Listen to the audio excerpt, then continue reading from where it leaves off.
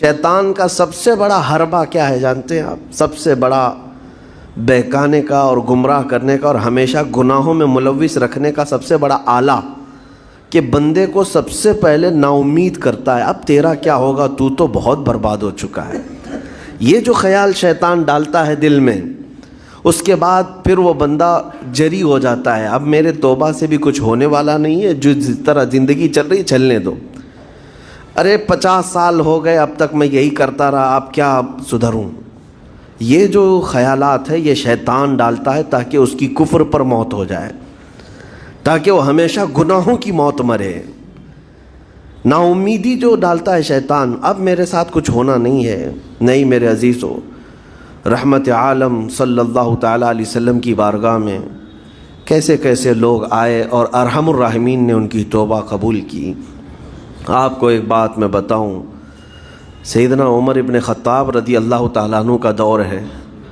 مثنوی شریف میں مولانا روم فرماتے ہیں، جنت البقیع آپ نے سنا ہوگا، قبرستان مدینے کا، مدینے کے قبرستان میں رات کے وقت ایک بوڑھا آدمی 80 سال کا جو بانسری بجاتا تھا اور اسی سے پیسہ کماتا تھا، اس کی بانسری میں بڑی اچھی لے تھی، بڑی سر اچھی تھی، لوگ سنتے تھے اور پیسے دیتے تھے، لیکن بڑھاپے میں جب سانس پھولنے لگ جاتی ہے، ہانپنے لگ جاتا ہے، سانس نہیں ٹھہرتی، تو بانسری کیسے بجتی؟ اس کی لے ٹوٹ جاتی، لہجے بدل جاتے۔ بوڑھا آدمی اب اس کی بانسری سننے کو کوئی آتا نہیں تھا اور پیسے ملتے نہیں تھے، تھک ہار کر کے وہ آیا، رات کا وقت تھا، جنت البقیع قبرستان میں، 80 سال کی عمر کا ہو گیا ہے، اس نے بانسری توڑ دی، کہا زندگی بھر جس چیز سے میں کماتا تھا اب میری سانسوں نے جواب دے دیا، جسم پھولنے لگا ہے، سانس زیادہ آنے لگ گئی ہے، اب میرا کھانا پینا کیسا چلے گا؟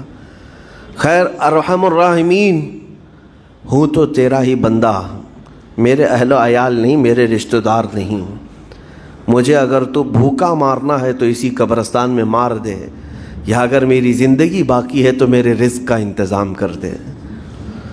وہ رو رہا تھا 80 سال کی عمر میں۔ جب بندہ لاچار و مجبور ہوتا ہے تو پروردگار کو ہی یاد کرتا ہے۔ جانتے ہیں عمر ابن خطاب رضی اللہ تعالیٰ عنہ امیر المومنین مسجد نبوی میں تھے اور ان کی آنکھ لگی تھی، خواب میں رسول پاک صلی اللہ تعالیٰ علیہ وسلم تشریف لائے، کہا عمر اللہ کا حکم ہے جنت البقیع میں جاؤ، ایک بھوکا آدمی کھڑا ہے، اپنے گھر سے کھانا لے جاؤ اور اس کی ضرورت کا انتظام کرو۔ نیند کھلی تو آپ نے دیکھا اللہ کے حبیب صلی اللہ علیہ وسلم کی طرف سے حکم آیا اور رب ذوالجلال کا حکم ہے، گھر سے عمدہ کھانا لیا، توشادان لے کر کے، کچھ مال و متاع بھی لے کر قبرستان میں گئے، ڈھونڈا کون ہے یہاں پر، تو دیکھا کہ ایک ہانپتا کانپتا ہوا 80 سال کا بوڑھا روتا ہوا نظر آیا۔ امیر المومنین اپنے ہاتھ میں توشادان لے کر اس کے قریب گئے، کہا تو بھوکا ہے؟ کہا ہاں بھوکا ہوں، بیٹھ چل میں تجھے کھلاتا ہوں۔ دسترخوان بچھا کر اسے اپنے ہاتھوں سے کھلایا اور اسے اپنی ضرورت کے مطابق جو ضروریات تھیں اس کی ضرورت کے مطابق وہ ساری چیزیں دی۔ وہ بوڑھا پوچھتا ہے آپ کون ہیں؟ حضرت عمر فاروق نے کہا میں عمر ابن خطاب ہوں۔ وہ ڈر گیا، حضرت عمر سے کون نہیں ڈرتا تھا کہ کہیں یہ کھلا پلا کر کے مجھے کوڑے نہ ماریں کہ زندگی بھر بانسری بجانے والا آج پکڑا گیا ہے، ہاں آج مجھے یہ سزا نہ دے دے۔ وہ کانپنے لگا، کہا کہ آپ یہاں کیسے؟ حضرت امیر المومنین کہتے ہیں میں خود نہیں آیا، مجھے اللہ کے رسول نے بھیجا، اور رب تبارک و تعالیٰ کا حکم آیا تھا کہ تو بھوکا ہے اور تو نے رزق مانگا ہے اور مجھے تیرے رزق دے کر کے بھیجا گیا ہے۔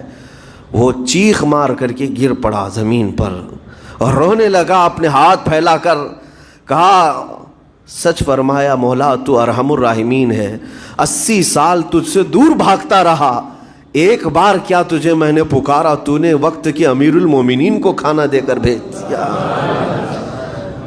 اللہ رب العزت کی بارگاہ میں نا امیدی اور مایوسی جو شیطان لاتا ہے، اس سے بندے بھٹک جاتے ہیں، بہک جاتے ہیں، انہیں توبہ کی توفیق بھی نہیں ملتی۔ اسی لیے میرا مولا فرماتا انا عند ظن عبدی بی، رب تعالیٰ فرماتا ہے میرا بندہ میرے بارے میں جیسا گمان کرتا ہے میں اس کے ساتھ ویسا سلوک کرتا ہوں.